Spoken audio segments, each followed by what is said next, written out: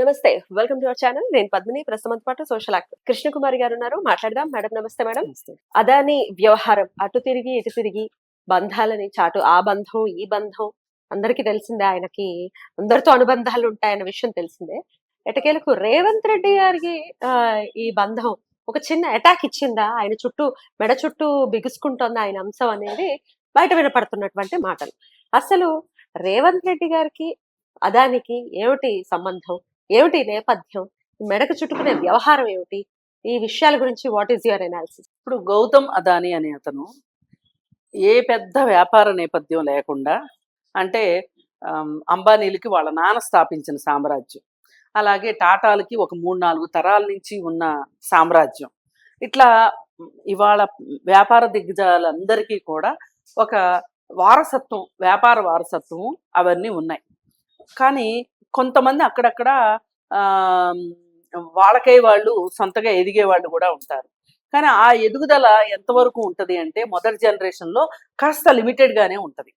కానీ గౌతమ్ అదానీకి మట్టుకు ఆయన గుజరాత్ వాడు అవ్వటం వల్ల, మోడీకి అత్యంత సన్నిహితుడు అవ్వటం వల్ల, మోడీ కరుణ కటాక్ష వీక్షణాలు ఆయన పైన ప్రసరించడం వల్ల ఆయన చాలా పెద్దవాడయ్యాడు. ఎంత పెద్దవాడయ్యాడంటే అంతర్జాతీయ సంస్థలు ఈయన పైన నిఘా పెట్టి అసలు ఈయన ఇంతలా ఎలా ఎదిగాడబ్బా అని సంభ్రమాచర్యాలతోటి ఆయన పైన గూఢచర్యం వహించి కూపీలాగేంతగా ఎదిగాడు. ఎదిగి ఈ హిండెన్స్బర్గ్ అనే ఒక సంస్థ, అంతర్జాతీయ సంస్థ, అది అమెరికాకు సంబంధించిన సంస్థ. ఆ సంస్థ అన్ని దేశాల్లో వ్యాపారస్తుల గురించి అది స్టడీ చేస్తూ ఉంటుంది. స్టడీ చేసి దానికి సంబంధించి నివేదికలు ఇస్తూ ఉంటుంది అనమాట. అట్లా వాళ్ళు లాస్ట్ ఇయర్ ఒక నివేదిక ఇచ్చారు. ఏంటి అంటే గౌతమ్ అదానీ తన షేర్లు విలువ పెంచుకోవటం కోసము, అలాగే తన సంస్థలోకి పెట్టుబడుల్ని ఆకర్షించటం కోసము ఆయన తప్పుడు పత్రాలని ఇస్తున్నాడు బయట ప్రపంచానికి. అంటే ఆయన కంపెనీ విలువ తక్కువ ఉంటే కూడా ఎక్కువ ఉన్నట్టుగా చూపిస్తున్నాడు. ఇప్పుడు ఎవరైనా ఏమనుకుంటారు, ఆయన కంపెనీ విలువ చాలా ఉంది అంటే ఆయన పెద్ద సమర్థుడు అనుకుంటారు. ఆయన వెనక తోక పట్టుకుని ఈక పట్టుకొని వెళితే మనం కూడా ధనవంతులు అయిపోతాము అనుకుంటారు. ఆయన కంపెనీ షేర్స్ కొంటారు. అదే కదా జరిగేది. అలా అందుకోసం అని చెప్పి ఇట్లాంటి మదుపరుల్ని ఆకర్షించటం కోసం, ఇన్వెస్టర్స్ ని ఆకర్షించటం కోసం ఆయన తప్పుడు నివేదికలు ఇప్పించుకుంటున్నాడు తన ఆడిటర్ల ద్వారా అని ఆయన మీద ఇంకొక 8 మంది మీద హిండెన్స్బర్గ్ నివేదిక ఇచ్చింది. ఇలా అయితే అప్పుడు అందరూ అసలు దేశం ప్రతిష్ట ఏమైపోవాలి, అసలు ఈ రాహుల్ గాంధీకి పని పాట లేదు, అక్కడ వార్తలు ఇక్కడ వార్తలు వేసుకొచ్చి చెప్తా ఉంటాడు, అసలు మన దేశంలో ఒక వ్యాపారస్తుడు ఎదుగుతూ ఉంటే చూడలేరు వీళ్ళు, అది ఇది అని చెప్పి రాహుల్ గాంధీని చాలా దుయ్యబట్టారు. సరే, ఏది ఏమైనప్పటికీ అది కొన్నాళ్ళు అలా సాగి ఆ సందర్భంలో వాళ్ళ షేర్లన్నీ రేట్లు పడిపోయి నానా గందరగోళం అయింది. సరే, ఆ విషయం సమసిపోయింది. అప్పుడు మోడీని అడిగారు, దీని గురించి వివరణ కావాలి అని. మీకు దేశ ప్రతిష్ట పట్టదు, మీకు అర్జెంటుగా కుర్చీలు కావాలి, అధికారం కావాలి, అందుకే ఇలాంటివన్నీ మాట్లాడుతున్నారు అని ఆయన కూడా తిప్పికొట్టాడు. అంతేగాని హిండెన్స్బర్గ్ రిపోర్టు ప్రకారం నేను దాన్ని చూస్తాను, ఆలోచిస్తాను, తప్పొప్పులుంటే చూస్తాను అనే మాట మటుకు ఆయన చెప్పలా.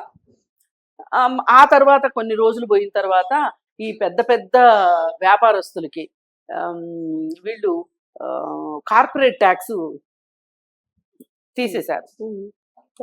ఆ కార్పొరేట్ ట్యాక్స్ ప్రభుత్వం గనక వసూలు చేయగలిగితే మన దేశం మొత్తం మీద స్కూళ్లలో మంచి ఇన్ఫ్రాస్ట్రక్చర్ ఇవ్వచ్చు, అన్ని డబ్బులు. కానీ చాలా ఉదారంగా కార్పొరేట్ ట్యాక్స్ తీసేశారు.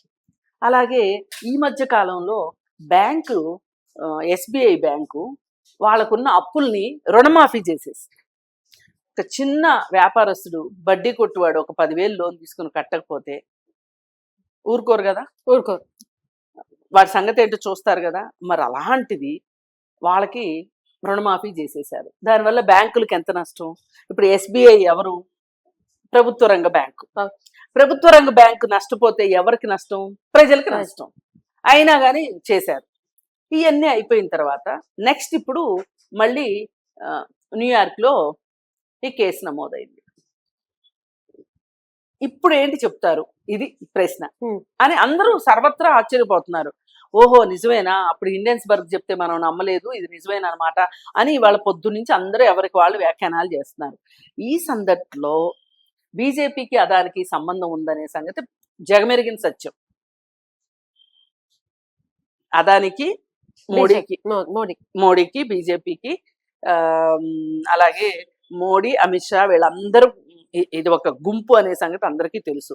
పైగా ఈ గుంపు అంతా గుజరాత్ వాళ్ళు అనేది కూడా తెలుసు. మరి ఈ దేశంలో అప్పులు ఎగ్గొట్టే వాళ్ళందరూ కూడా బ్యాంకులకు అప్పులు ఎగ్గొట్టే వాళ్ళు మాక్సిమం గుజరాత్ వాళ్ళనే తెలుసు. సిబిఐ కేసులు పెట్టి కూడా సిబిఐ వీళ్ళ పాస్పోర్ట్లు తీసుకుంటారా నాయన అని చెప్తే కూడా వినుకోకుండా వాళ్ళకి చక్కగా దగ్గరుండి బోన్వాయిస్ చెప్పేది కూడా మోడీ అనేది కూడా అందరికీ తెలుసు.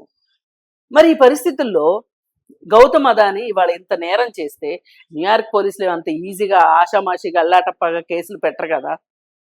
మరి ఇప్పుడు ఈయన మీద ఏ విధంగా ఉంటది వీళ్ళ రియాక్షన్ అంటే, వీళ్ళు తెలివిగా ఏం చేశారు అంటే, నిన్న మహారాష్ట్ర ఎలక్షన్స్ విషయంలో మోడీ మీద రేవంత్ రెడ్డి బాగా గట్టిగా మాట్లాడేసరికి ఇంకా వాళ్ళకి ఇప్పుడు రేవంత్ రెడ్డి మీద అర్జెంటుగా మాట్లాడాలి. అందుకని ఈ సందర్భాన్ని అందుకు పురస్కరించుకుని నువ్వు ఎన్నికల విరాళం ఎందుకు తీసుకున్నావు, మన దావోస్లో 12,000 కోట్ల కాంట్రాక్ట్ ఎందుకు తీసుకున్నావు అని మాట్లాడుతున్నారు. అంటే అదాని ఈ దేశంలో ఇంకెవ్వరికీ ఇవ్వలేదా? ఒక్క కాంగ్రెస్ పార్టీకి ఇచ్చారా ఎన్నికల నిధులు? బీజేపీకి కూడా ఇచ్చారు. బీజేపీకి చాలా ఎక్కువ ఇచ్చారు. అసలు ఇప్పుడు గౌతమ్ అదాని ఆస్తులు, మోడీ అమిత్ షా ఆస్తులు, బీజేపీ ఆస్తులు అన్ని కలగలిపే ఉంటాయి. వాళ్ళు ఇంతంత వాళ్ళకి సహాయం చేసేది ఎందుకు? వాళ్ళు సంపాదించిన డబ్బులో నుంచి వీళ్ళు ఎన్నికల అంటే బీజేపీకి ఎన్నికల విరాళాల ద్వారా, పార్టీ విరాళాల ద్వారా వీళ్ళు తీసుకోవచ్చని, ఆ డబ్బులు ఎన్నికలకు వెదజల్లొచ్చని. మరి ఇప్పుడు ఎలక్షన్స్ ఏమన్నా సింపుల్ గా జరుగుతున్నాయా? ఇదివరకు ఇట్లాగా 100 కోట్లు ఖర్చు అవుతున్నాయి ఎలక్షన్స్ కి. మరి ఆ డబ్బులన్నీ ఎక్కడి నుంచి వస్తున్నాయి? బీజేపీ అనే డబ్బులు ఎలా ఖర్చు పెట్టగలుగుతుంది? నేను మొన్న ఎలక్షన్స్ అప్పుడు బర్రెలక్క ఎలక్షన్ ఉంది కదా, ఆ ఎలక్షన్ కోసం అని చెప్పి వెళ్ళినప్పుడు అక్కడ ఇళ్లలో వాళ్ళు చూపించారు, ఇంట్లో ఎంతమంది ఆడవాళ్ళు ఉంటే అంతమందికి 1,200 రూపాయలు ఒక్కొక్క చీర, అది చీర ఇచ్చారు. డబ్బులు వేరే, మగవాళ్ళకి ఆడవాళ్ళకి చీరలు, మగవాళ్ళకి మందు, డబ్బులు అలా అలా ఖర్చు పెడుతున్నారు. ఎక్కడి నుంచి వస్తున్నాయి వాళ్ళకి డబ్బులు? అందుకని ఒక్క కాంగ్రెస్ పార్టీకి విరాళం ఇస్తే మీరు తప్పు పట్టిన అర్థం ఉంది. అన్ని పార్టీలకు ఇచ్చారు వాళ్ళు విరాళం.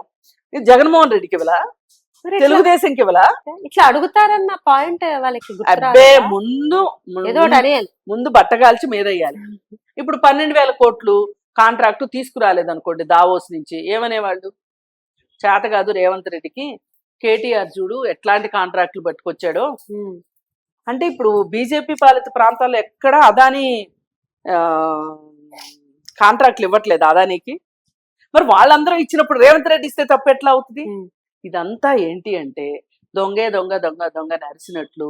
అలాగే రెండో వాళ్ళ మీద బట్టగాల్చి మీదేస్తే వాళ్లే మసి తుడుచుకుంటా కడుక్కుంటా కూర్చుంటారు పనులు మానేసి. ఈ సందట్లో సడేమి అన్నట్లు మనం అక్కడ రాజకీయ లబ్ధి పొందాలి అనే ఒక ఉద్దేశం తప్పితే వేరే ఏమీ. చాలా డొల్లతనం ఉంది. అయితే చాలా డొల్లతనం ఉంది. ఇలాగే ఒకప్పుడు మీకు గుర్తుంటే సత్యం కుంభకోణం బయటపడింది కూడా ఇలాగే. వాళ్ళకున్న ఆస్తుల్ని ఎక్కువగా చూపించడం, వాళ్ళ ప్రాజెక్టు విలువని పెంచి చూపించటము, తద్వారా షేర్ మార్కెట్ లో షేర్లు అమ్ముకోవడము.